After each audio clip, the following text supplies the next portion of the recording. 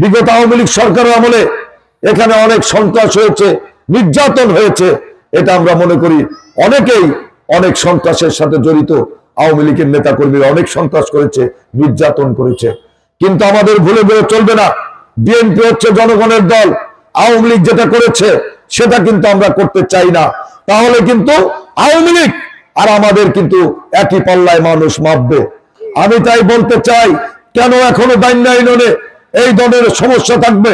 আজকে বিএনপি ক্ষমতায় নাই, কিন্তু আওয়ামী লীগকে আমরা হটিয়েছি, তারপরেও কেন দাইন্নার মানুষ ভয়ে থাকবে?